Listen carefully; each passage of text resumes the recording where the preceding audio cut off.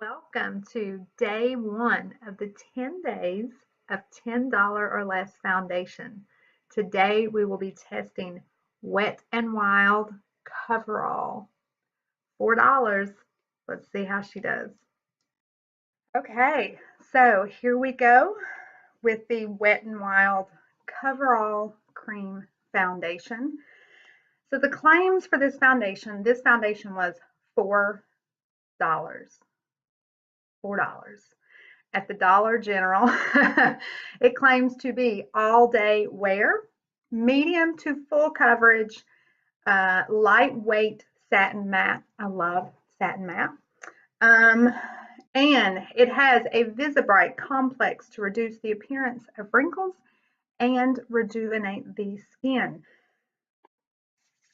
Let's get started. So the only thing I have on my face, cleanse, moisturize. I did go in with my Urban Decay Optical Illusion Primer. I debated on using primers from the drugstore, but I know this primer. I love this primer. I know how it performs. So I thought to give these foundations a fair shot, I should use a primer that I'm already familiar with. And I do have under my eyes the BECCA Under Eye Brightening Corrector. I use this under my eyes every day. It's a little peachy color and it just covers those dark spots. Are we ready? I'm also going to apply the foundation and treat it like I do every other foundation. So I've got my damp beauty blender. I only use a beauty blender. I have tried so many knockoffs and there's some good ones. Real Techniques available at Ulta. I think Walmart carries the Real Techniques brand as well. I use this for my powder. It's the best dupe that I have found. But y'all, this $20 little piece of sponge is brilliant. So let's do this. I'm a little nervous about the color. There was not a very good color selection, so we'll see if it matches my skin.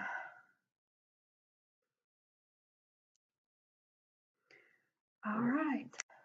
So when you do your foundation with a beauty blender, let's get this hair out of the way, you just pounce it in.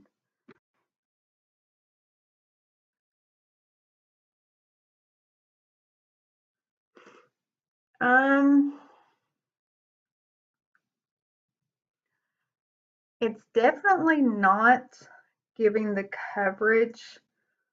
I feel like in the camera, it looks like it is giving me the coverage, but it's just the lighting, girlfriends and boyfriends. I have a couple of pimples and it's not covering those up at all. So we may have to build the coverage up a little bit.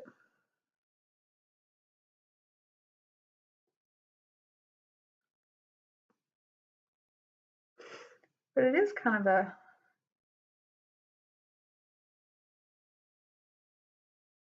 y'all hear my damp beauty blender, beauty blender.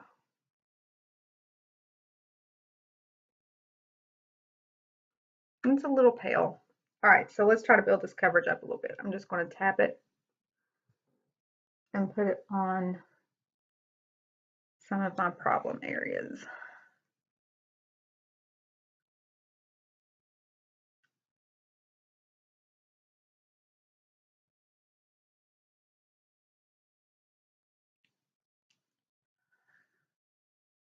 Okay.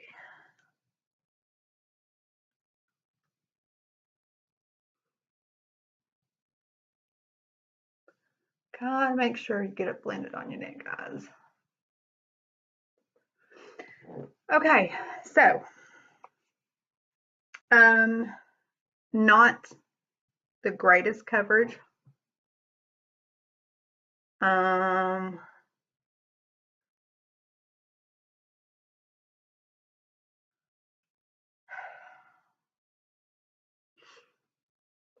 But it's not bad.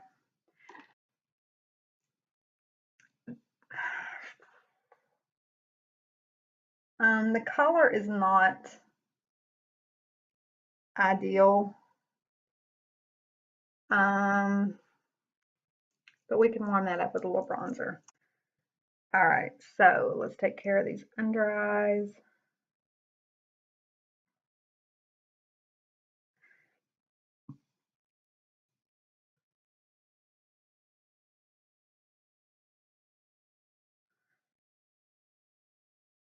I'm using the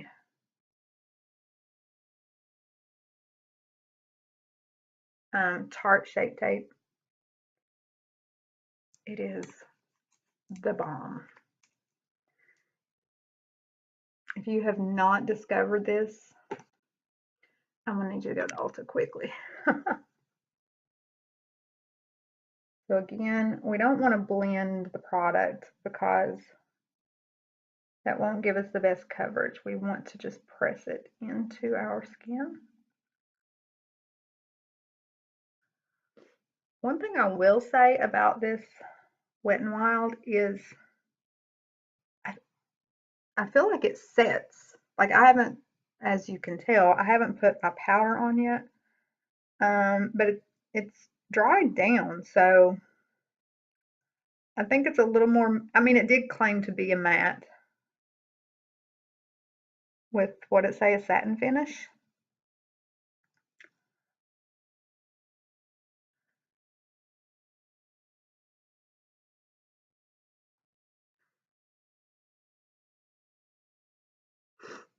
So why do I put concealer on my chin? Do you guys do that? The reason you put concealer in this area of your face is you don't want to just have these white circles under your eyes. You want to balance. Makeup, like contour, highlighter, it's all a play on colors, right? That's all it is. So my nose is running.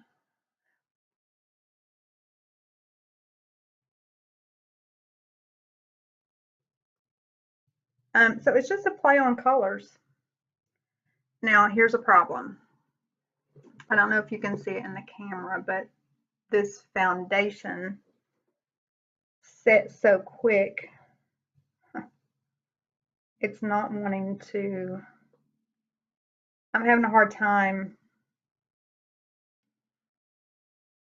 blending my concealer.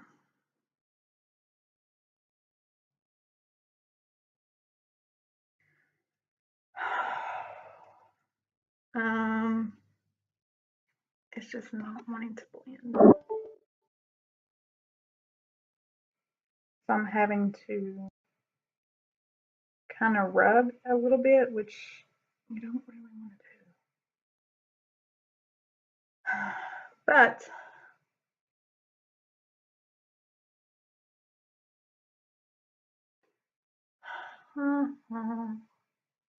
I have some creasing here and here, but I do that with all my foundations. Doesn't matter what price I pay for them. And I'm going to show you how to fix it.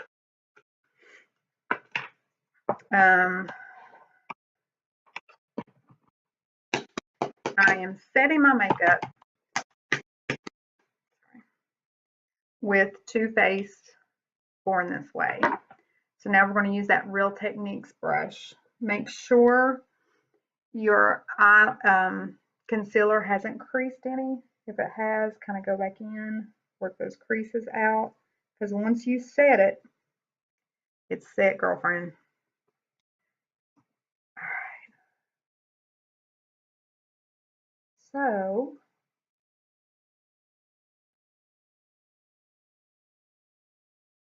I'm going to bake those under eyes. A lot of people my age and older are not a fan of baking because it says it dries, makes their under eyes look too dry. But I find I don't have that issue if I use a damp beauty blender. I know some folks don't bake with a damp beauty blender.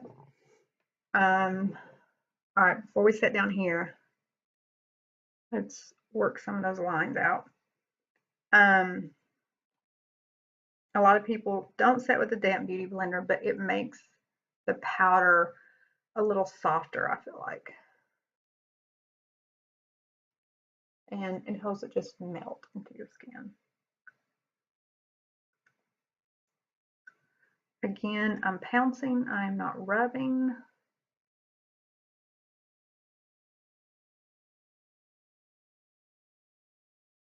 It does look a little light on camera, guys, but it's really not. I actually think the color is really good.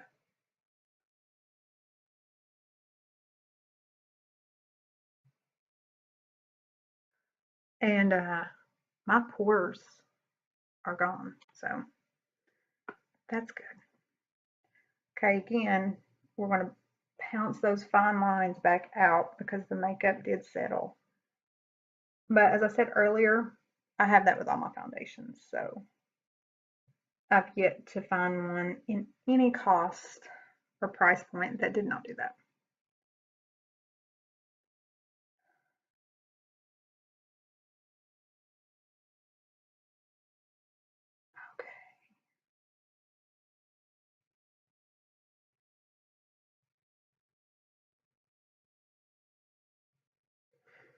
Okay. It, my forehead is looking a little dry and patchy, but not too bad. Okay. It looks so washed out. No, it looks very washed out on this camera. It looks like it almost looks like I have clown makeup on. But I swear it's just the lighting because when I look in my mirror, it's a good match. So I'm going to go finish up this look and I'll be back to tell you my initial thoughts.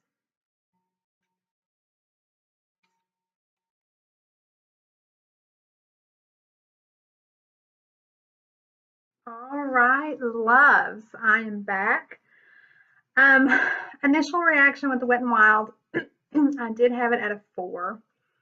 My blush and my contour just blended beautifully. I loved it when I first went in there and started doing all of my other powders. It looks pretty. It's a little more matte than I would care for. So if you like matte, you may enjoy this foundation. The coverage is definitely not full, more to a medium, even after we built it up. It does kind of highlight the dry patches, which is typical for matte, which is why I don't always go for matte. So initially I had it at a 4 out of 5 stars. Not too bad, Wet n Wild $4 foundation. But as I was doing my hair, it's already starting to settle into some of my lines. And usually after I buff it out and powder it, it doesn't do that. So we're at a 3, but we're going to watch to see how it wears throughout the day. And at the end of the day, I'll give you my final thoughts. All right, so this is our 4-hour check-in of the Wet n Wild Coverall foundation. It's not covering all. That's a little misleading. My acne is shining bright like a damn diamond. But the foundation itself is holding up beautifully. There's no breaking down here. My T-zone is not oily. It is settling into the wrinkles and the fine lines, so that's a bummer. But overall, especially for a $4 foundation, overall, I think it looks really good. It doesn't accentuate, you know, like I have some pores on my nose, girlfriend, and you cannot see the pores with this foundation. So I am still matte. I am not oily. It is not full coverage. It does not cover all. You need to change that name, Wet n Wild. But overall, it's holding up beautifully to not have touched up at all, not even with, you know, I take the little rice papers to my face to absorb oil sometimes throughout the day, not had to do that. So 4 hours into it, I think it is a beautiful foundation from the perspective of I'm still matte, I am not oily, my blush, everything is still holding up really well. Just it doesn't give you the coverage, and it does settle into your wrinkles. So it depends on what you're looking for. I'm going to still stick at a 3 out of 5 stars, but I almost want to give it a 4 because the shit costs $4. So I don't know. We're going to stick at a 3 and we'll see how the day progresses. But so far, CoverGirl, sorry. Wet n Wild. So far, you're kind of impressing me, my friend. All right, let's go finish the day. Okay, it has been a full 8 hours of wear with the Wet n Wild Coverall foundation. So final thoughts.